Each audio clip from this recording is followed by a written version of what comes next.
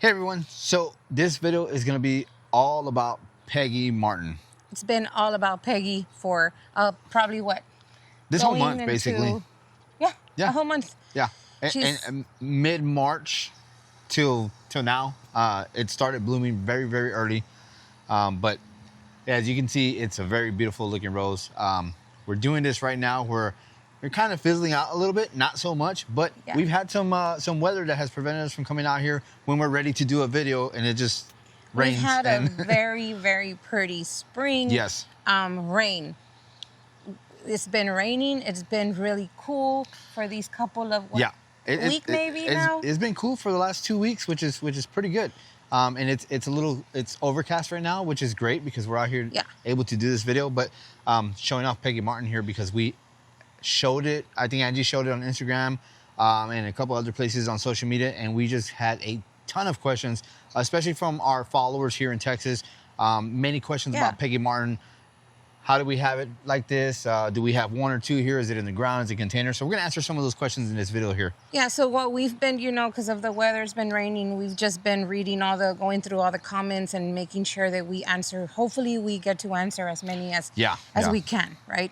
Okay, so one of the first things about Peggy Martin is that she's known as the Hurricane Rose. Katrina Rose, one of the only roses that survived the hurricane and the floods, in Louisiana. And it's just a great, beautiful rose.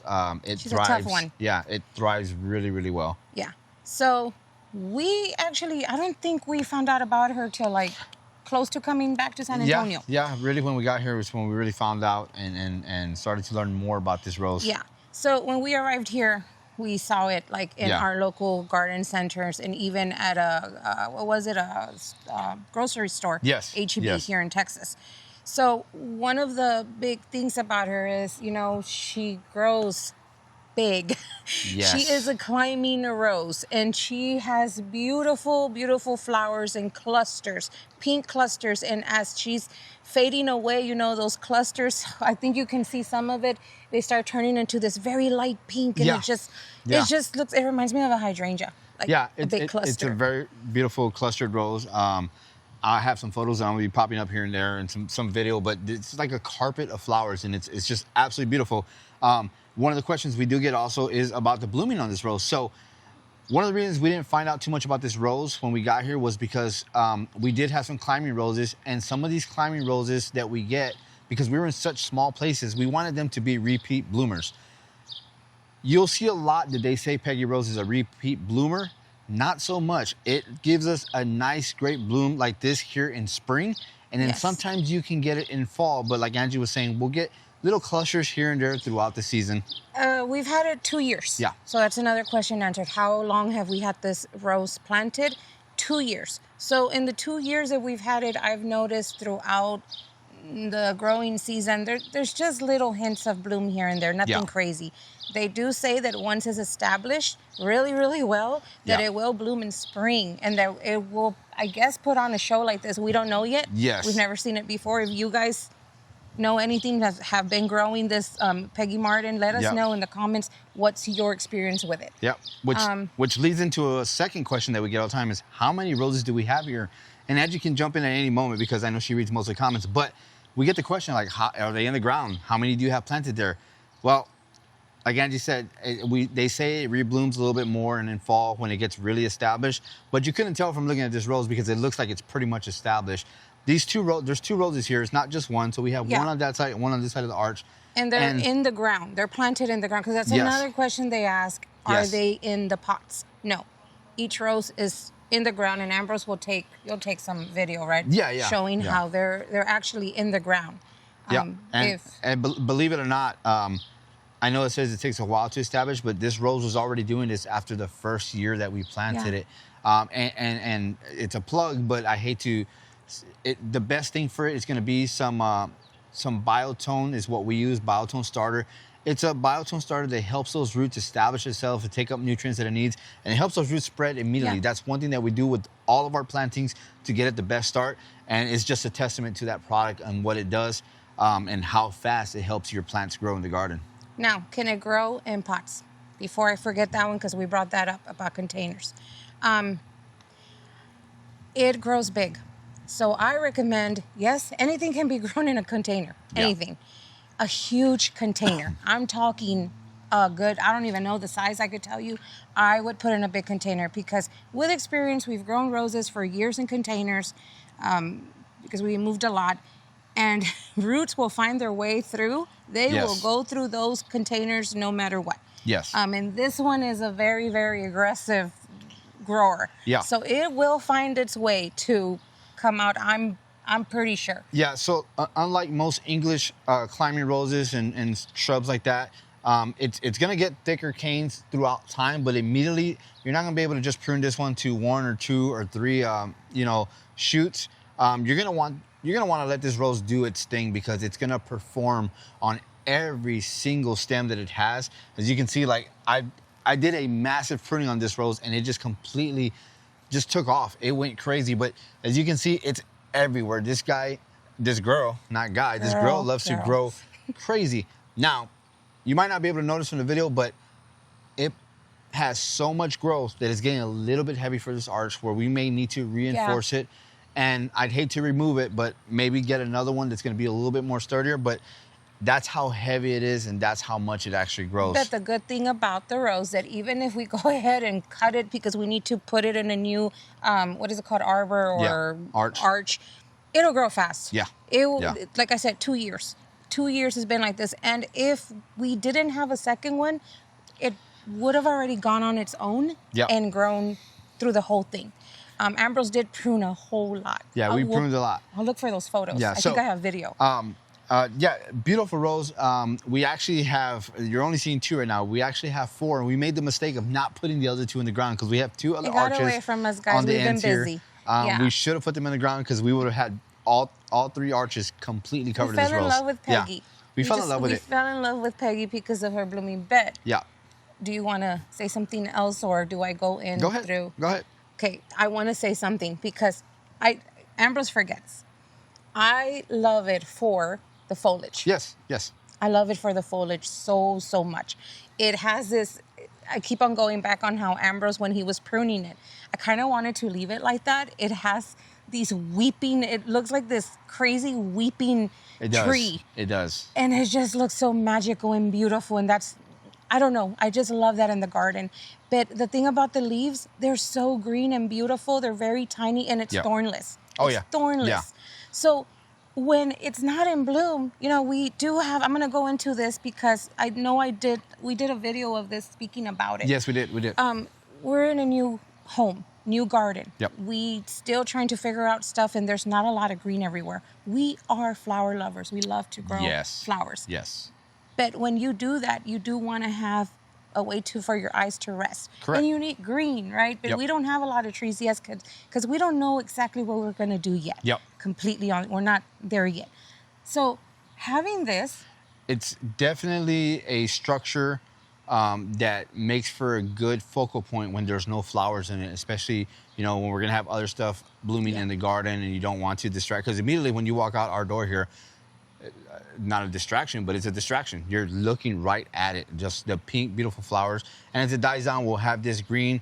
And we've had, I think, we have a clematis that we might think about putting here, but we do have a hops vine that climbs it to provide that extra green on there. It's a layer of interest of another shape of leaf growing on there just to give it a little bit more interest. I really don't want anything loud around here the rest of the growing season because we do have, and we will show the garden soon, we do have a lot of color going on through the whole summer, the whole growing season. Now, another thing about this rose is we haven't seen it much anywhere other than the south, but she is rated for zones 4 through 9, which if you're looking to get this rose, I would highly suggest you go out and look for it and get one, especially if you're in one of those colder climates and you really want to enjoy a rose like this, I would definitely look for it. So they say that she also does really well in zone 10 and 11. Yeah. So not only can she do well in a cold climate, but she adjusts just great in hot, humid climates as well. And it can take part shade. For us, though, I think the best way, the more flowering would be in full sun. We have it. This is an east area. Correct. Our garden faces Yep. all east, but it always gets the sun in this area, full sun through the whole day. Yep. And that's when it looks the most prettier, the prettiest, the leaves. Yeah, they right? absolutely look beautiful. I mean, I want to talk about the yellow spot. okay, yeah. Because we're leading to that about I don't want to get away from the leaves. Yeah. And that's something that we forget to talk about. Someone asked about black spot. Yeah, so typically when you get black spot, the main culprit is in other climates and zones is the humidity and the wetness. Meaning when you get a lot of rain and then the humidity shoots up and the sun just starts blasting on that foliage, that's normally when you get that black spot. That's now, normal. It hasn't rained. It's rained a little bit here, and it hasn't really been as hot as it normally gets here in Texas. But it's been cloudy. Yes, so it really doesn't dry off a lot of that wetness either. So it's it's give and take. You kind of have to evaluate what's going on with your roses and make the best determination on what is wrong with it. So there's just a little bit of that black Yeah. spot, but it's falling off on its own already. Yeah. You know, there's a lot of air flowing Yeah. through it too, so that's not a problem either. I think it's just because these days it's been rainy and a Yes. little bit cloudy. Now, to answer one of those questions also, now because it's such a vigorous grower, we did get the question like, I have some yellow spot, whatever the case is, that may be underwatering. So when you first plant this rose, because Yeah. it's such a vigorous grower, you need to water it almost once every other day when it's establishing itself. Now, I will admit, Peggy Martin has been here for this is the second year now? Second year. And we don't water it as much as we watered it when we first got it. We turn on our drip irrigation here, I mean, in the last month, once a week now? Yeah, Only we because haven't had to it's water. been raining, so that supplements a little, but even then, like, we're not watering it as much. Yeah. Now, if you're getting yellow spot, it's more than likely gonna be underwatering. So- and the reason I say that, because it's a hurricane rose, it can survive water. So the only time that I noticed that it was full of like yellow, black Yeah. spot, right, was when we first purchased them Yes. and they were in the nursery containers. And of course, it was drying out. Yep. It was drying out, Yes. asking for water. And it was so hot that it was asking for water. That's the only time. And then now, but this spring, it seems that we do have a lot more rain Yep. and more cloudy skies. So I don't know. I think...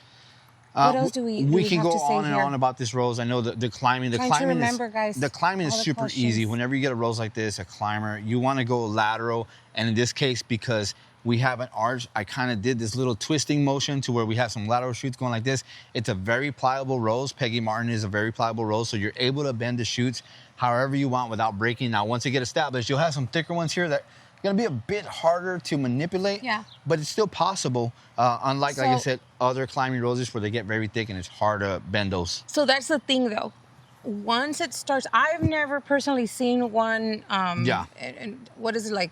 Grown mature and Correct. full, like been there for years. But you can tell that the canes are going to end up getting really big. And there's we have another one that grows like this. Yes. Lady Banks, and Yep. she's in yellow. Yep. We learned how big that one could get because there's a nursery we go to here, Fanix, and they actually have a Lady Banks, and I think it's in white. Yeah. And it's been there, I think, 3 generations. Yeah, if I'm so correct. it's got to be older than 30 We'll years. pop up a photo. It's a very old rose, a beautiful rose. Now, being that it's been there that long, it's grown basically and twisted up into I would say, what is it, like a gazebo? It's like a gazebo. Yeah. And this thing is it looks like a tree. Yeah, so it's basically the roots have not the roots, but the initial stalks canes and canes have basically formed a tree trunk, which is, wow, it's amazing when you see that rose in person. Yeah. So this one could probably do the same. Yeah. I've seen it trained against a fence, Yeah. and they plant like one every like 4 Yeah, to 5 about, yeah. feet, and then you see it growing like the cane starts to get thick and grows as a tree. Yeah, yeah. And then you see the rose just climbing on the very Yeah. top of the fence. Yeah, So so-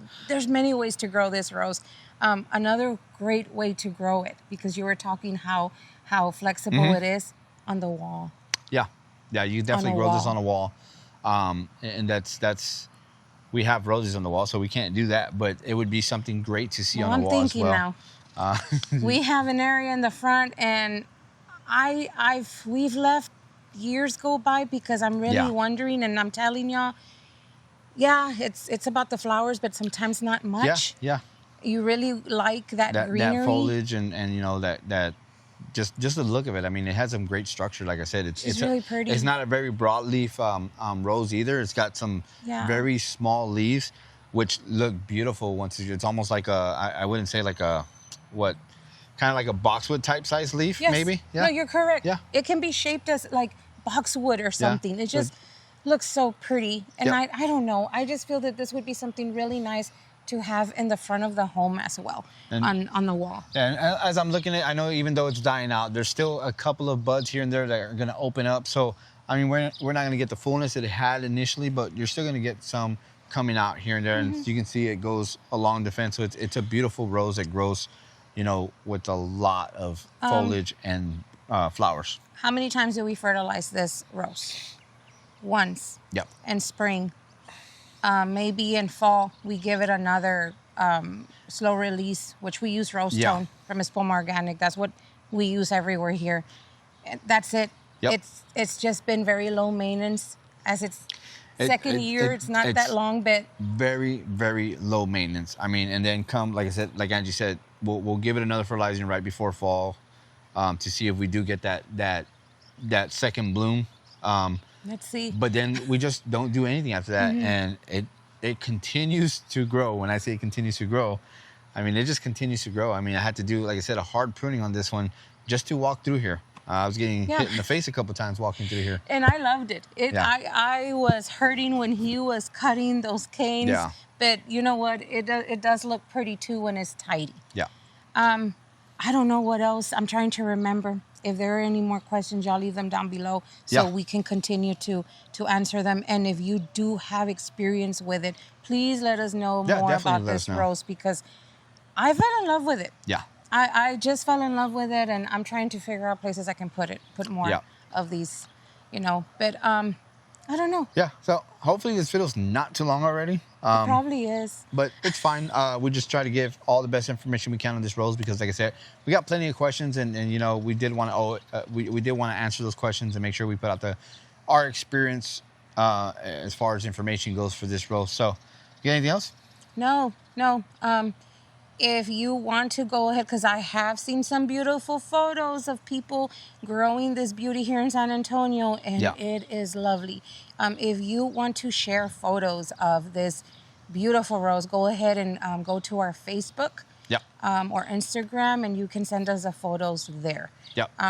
We would love to see and share how it's growing for you, because, I don't know, it's just so pretty. It's a beautiful rose. So that's going to do it for this video, guys. I hope you enjoyed it. If you have any more questions about this rose, leave them down in the comments below, and we'll do our best to get back to you. That's it. No, that's it. And we need to get to deadheading. Yeah. Because I should have shown y'all that, and I didn't. It got away from us. Spring just kind of like jumped to summer here. So we got that to do, and we will be sharing a lot more soon. Yep. So that's going to do it for the video, guys. Hope you enjoyed, and we'll see you guys in the next one.